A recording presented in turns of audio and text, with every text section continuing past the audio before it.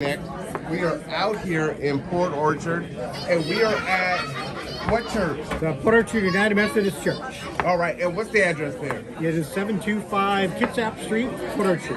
All One right. block up from City Hall. This is my church too. Yeah. That's your church too? Here, yeah. So y'all already know who this gentleman is. Yeah. Who are you?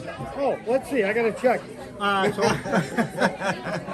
So I am Roland Arper. I'm with the Lions Club and a member of this church also. And go ahead and tell everyone who you are. My name is Tony Ives. I'm the executive director of KCR, Kitsap Community Resources, and Pastor Shirley is great. I'll just put in my 2 cents. Right, she's fantastic. Is Pastor Shirley here today? She's here. She's in the office. Oh, okay. Hopefully we'll get her too at some point in time. All right, so why is Project Connect here in this building today? Why is this the last stop? Well, really, it's we started 12 years ago, and 12 years ago we only did a single location, and then as we found the difficulty people had with transportation getting from the different sites, we started spreading out, having a north end, south, and central area, and just by dumb luck, we used to have this at Gibbons, and if we had it earlier in the week, because Wednesday worked always best for Salvation Army. If we had it on Monday or Tuesday, it conflicted with the daycare at Gibbons. So we had to find some place that was open on Thursday. And story of my life, wrong place, wrong time. Knew this was available, so ended up bringing it here to this location, which seems to work well. We have a severe weather shelter in the basement that's open during the winter, so I think that helps get the word out to the different clients, and they're familiar with the location. So I think this has actually worked out very well here. Actually, I think better here than even at Gibbons, aside from parking. How long have you been a member here? A long time? You know what I'm saying? Let's see. That's a difficult question. A baker's dozen or more? Oh yeah, because I'm going to think my mother-in-law probably had been here like, I don't know, 40 years, 50, I don't know, somewhere along that range. And we've been only here since, let's see, 1996. So I'm a newcomer. Oh, 96 makes you a newcomer? Oh, relatively. Because the other time was in Bremerton. So it was Bremerton, so we didn't come to South Kitsap until 96. So I ask you that because this is part of the church's mission. And so now you have some historical context because you've been here, right? Yeah. So why is, taking care of the unhoused important to this body? Well, I think it goes through the congregation. There's been a willingness and a desire to help those that are unhoused and challenged, and different outreach things. Like we were one of the first churches got involved with the tiny cottages back in 2017 when the county was trying to get that operation going. Then, let's see, I think 5 years ago, things blurred. I think about 5 years ago, we were approached about talking about doing the severe weather shelter. So we started that 5 years ago, and so just a natural extension of it. How did that decision get made?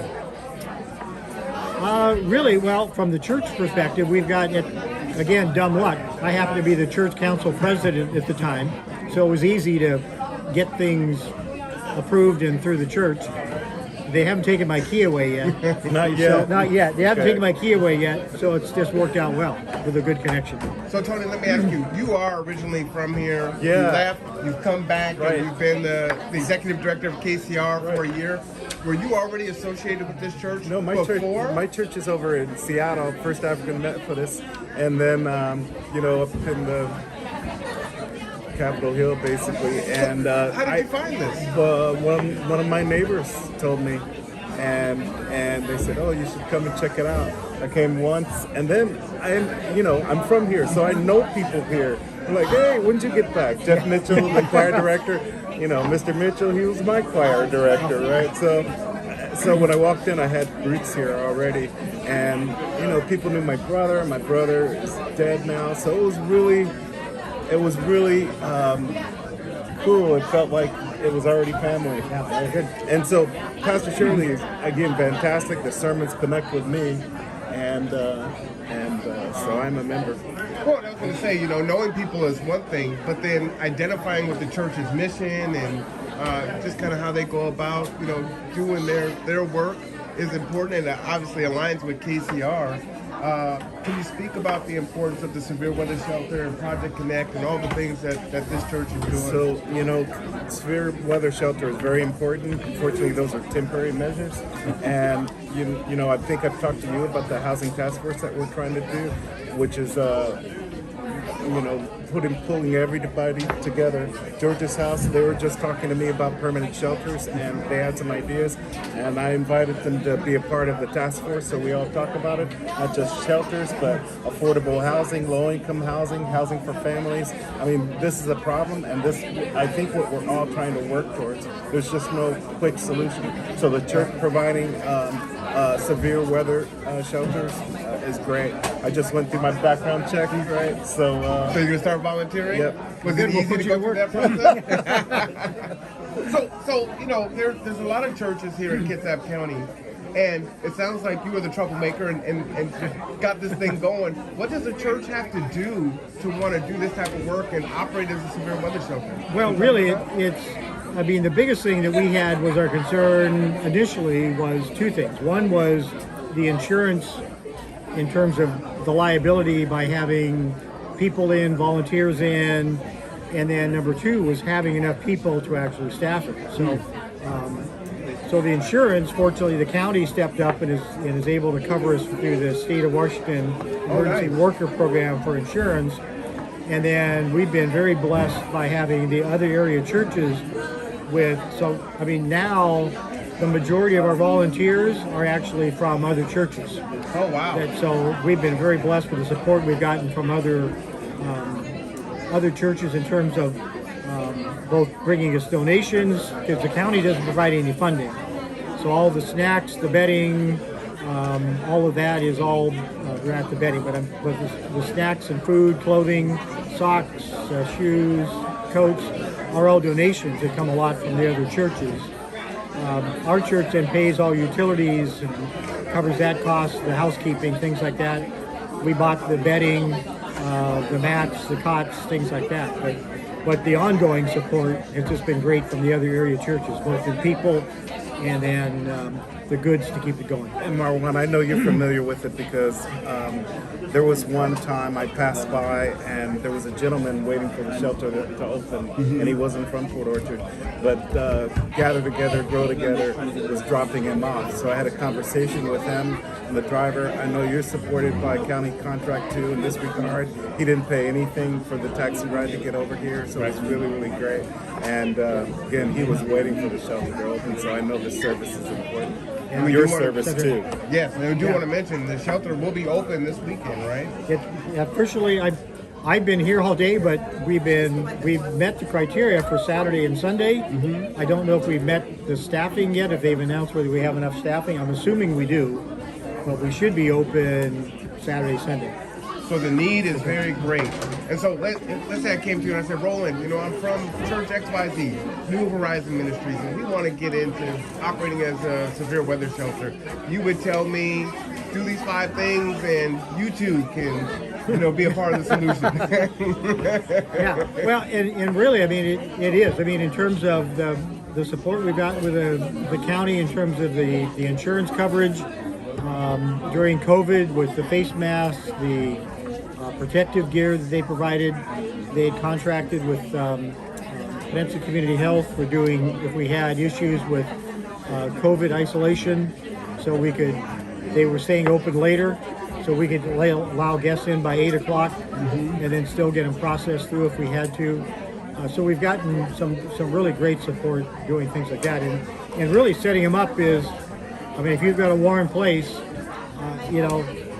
in the dream world, I wish that we were able to also provide, laundry, shower facilities. That's an item we don't have in South Kitsap right now. There's no good place for anyone to go get a shower and do laundry on a regular basis.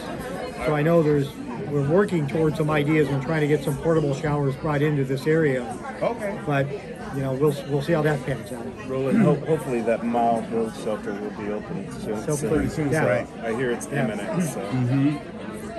So that's a huge deal. I think sometimes, churches and other organizations are a little fearful. Like, I would like to do it, but I don't know what I need to do. So I appreciate you sharing that with us. So other folks that are hearing that, our church should get in on that. And it doesn't even have to be 20 people. They could take 5 folks. Oh yeah, that makes a difference, right? And realistically, I mean, it is interesting because I hate to say it, but there's so much of a stigma of a lot of the individuals. But I mean, realistically, the vast majority and the number of problems we've had is so minor. I mean, I hate to say it, but I mean, we've only had, I know of one complaint from a neighbor, and that was because we were having a snowball fight late at night. In 5 years. Yeah. So, that's awesome. Knock on wood, we've been, again, the neighbors here have been very supportive. Like I say, we had that one, and we were out there, we're after hours, it was late. The snow was coming down. And, that was you having the snowball fight. yeah. Out in the back parking lot, right by their house. So yeah. I like it's been very supportive. Anything else that you would want the public to know? No, we're working hard. We're all trying to work together, but I would encourage anybody that's dealing with housing, and whether that's shelter, senior housing, affordable housing, to reach out to me and be a part of the task force so we can all plan together and work towards the same goal and not compete for funding. That's the idea. Absolutely. Will you keep out your information? Your email. not to Social Security. There is that. It's A like Anthony, I, V as in Victor, E, S as in Sam, at kcr.org. Okay, just reach out to me. And Marwan always knows where to find me. I think he has me on speed dial. Yep, that is a true story.